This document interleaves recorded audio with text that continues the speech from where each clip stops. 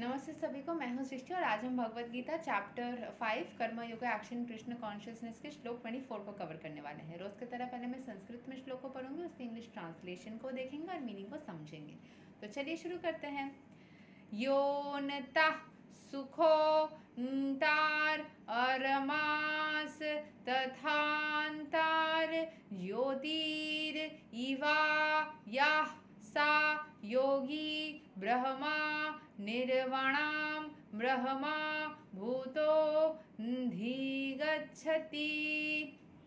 One whose happiness is within, who is active and rejoices within, and whose aim is inward, is actually the perfect mystic. He is liberated in the supreme and ultimately he attains the supreme. जिसके खुशी, मतलब मुझे ना ये करते करते जो लोग संभवी दी को फॉलो करते हैं उनके सारे मतलब वो जब बोलती थी लॉ ऑफ अट्रैक्शन के बारे में, वो बार बार बोलती थी भगवत गीता में पूरा लॉ ऑफ अट्रैक्शन ही लिखा है, जो 5000 साल पुराना बुक है। मुझे उनका बात याद आता है कभी कभी श्लोक्स पढ़ते पढ़ते, जबकि वो ये चीज़ बोलती थी एकदम से कि अपने अंदर खुश हो जाओ। कोई भी चीज़ अट्रैक्ट करने के लिए खुद को हमेशा खुश रखो, खुद को हमेशा उस चीज़ के अंदर महसूस करो। तो वो सारी बात मुझे याद आती है क्योंकि यहाँ पे एग्जैक्टली वही बात लिखा है। One whose happiness is within, जो अंदर से खुश है, जिसकी खुशी अपने अंदर है। Who is active and रिजॉइसेस with in, जो हमेशा एक्टिव रहता है और अपने अंदर ही खुशी को महसूस करता है। रिजॉइसेस मतलब खुश होता है अंदर, अंदर से। And whose aim is inward, जिसका एम है खुद के अंदर झांकना, खुद के अंदर जाना और खुद को समझना, सेल्फ रियलाइजेशन को करना। Is actually the perfect mistake, वही है परफेक्ट मिस्टिक, मतलब थोड़ी सी सीक्रेटिव, मतलब वही है परफेक्ट जो कि इस सीक्रेट को समझ चुका है। He is liberated in the supreme, वो इस supreme personality of God head जो है उनकी भावना में वो मुक्त हो चुका है। एंड वो खुद के अंदर झांकते झांकते वो खुद के अंदर की ईश्वर तक पहुंच ही जाते हैं। एक्सप्लेनेशन को समझ लेते हैं। Unless one is able to relish happiness from within, जो जब तक कोई अपने अंदर से खुशी को महसूस ना कर पाए बाहर चीज़ों में, हाँ थोड़ा सा कैडबरी खा लिया, थोड़ा सा एसी में बैठ लिया, थोड़ा सा कार में ट्रैवल कर लिया, थोड़े से सामान, थोड़ी सी चीज़ें, बाहर के लोग, उनसे जिनको खुशी मिलती है, जिनको उनसे नहीं खुद से खुशी मिलती है, खुद के अंदर से खुशी मिलती है। How can one retire from the external engagements meant for deriving superficial happiness?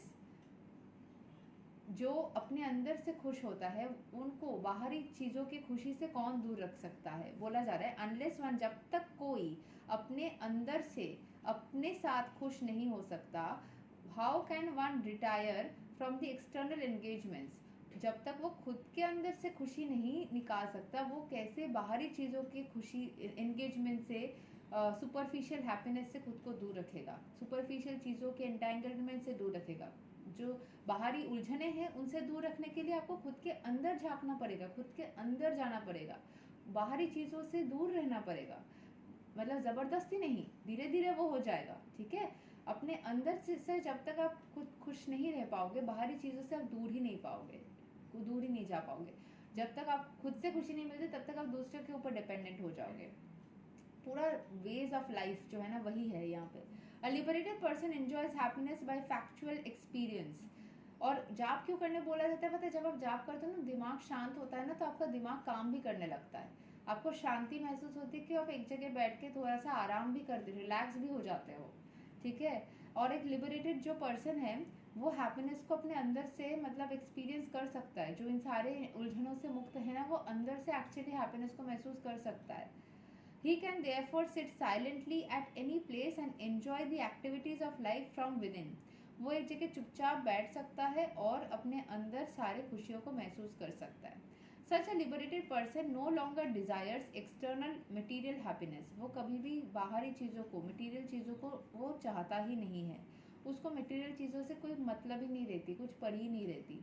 This state is called ब्रह्म भूता, attaining which is one is assured of going back to Godhead. जैसे ही वो ब्रह्म भूता को अपने इस शांत वाली स्टेट को खुश महसूस कर लेता है, वो स्वर्ग को पा लेता है। इस जगत में रहे, मतलब ईश्वर के पास जाना अलग से क्या होता है मुझे नहीं पता, पर आप यहाँ बैठे बैठे ईश्वर को, स्वर्ग को महसूस कर लोगे। क्योंकि आप, नरक क्या होता है? उलझने, लाइफ में प्रॉब्लम्स, लाइफ में अशांति, ये होती है नर्क।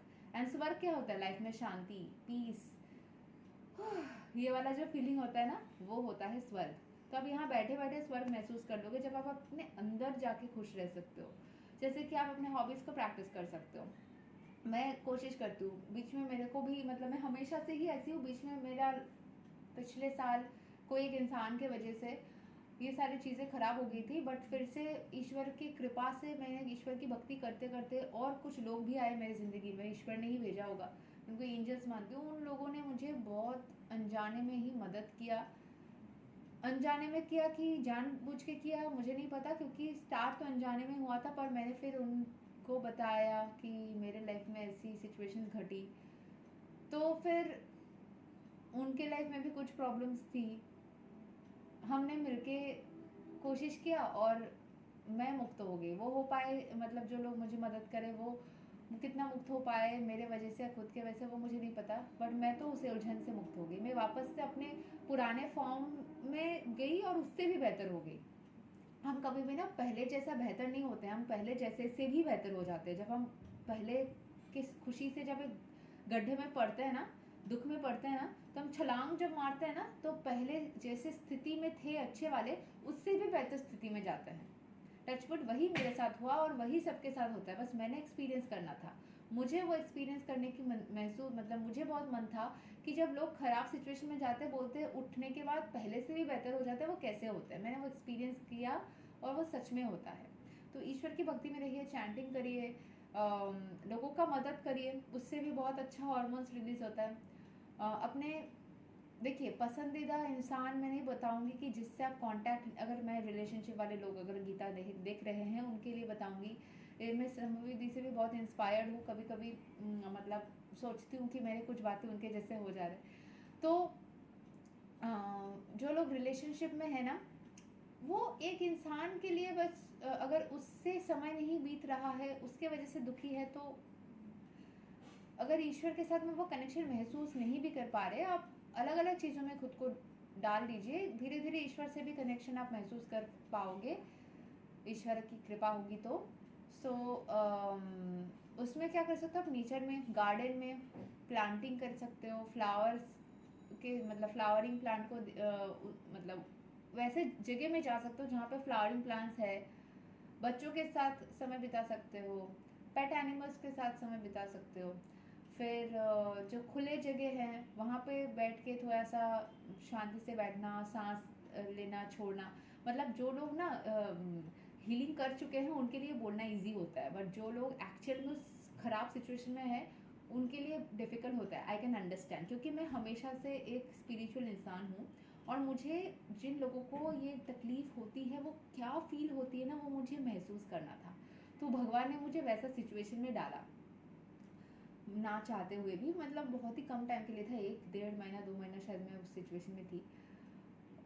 तो मैं समझी कि उस सिचुएशन में जब हम गिर जाते हैं तो कैसा लगता है, क्योंकि मैं हमेशा से ही बहुत ही हील्ड या हीलिंग के अंदर रहती हूँ। इसीलिए मुझे समझ में नहीं आता था कि जब लोगों को दुख होता है, दर्द होता है, जब वो डेस्परेट होते हैं, तो एक्चुअली उनको फील क्या होता है, वो मुझे कभी समझ में नहीं आया। और मैं हमेशा से ऐसे ज्ञान देती थी कि ऐसे कर लो वैसे कर लो, मुझे समझ में नहीं आता था। जब मैं उसमें एक्चुअल में गई, क्योंकि मुझे समझना था उनके स्थिति को, तो भगवान ने मुझे ऐसी स्थिति में डाला। जब मैं गई तो मुझे समझ में आया, अच्छा तो ऐसा होता है। तो एक्चुअल में आई अंडरस्टैंड कि बोलना, जितना हम हील्ड लोग होते थे, वो हीलिंग के वीडियोस देख के भी गुस्सा आता है कभी कभी कि ये लोग को समझ में नहीं आ रहा है कि मुझे कैसा लग रहा है, कुछ भी वक्त दे रहे हैं। उस टाइम पे मुझे बहुत सारे ऐसे वीडियोस देख के गुस्सा आता था, बट फिर क्योंकि मैं, वो मेरी रियलिटी नहीं है ना, तो मैं निकल के भी आ गई।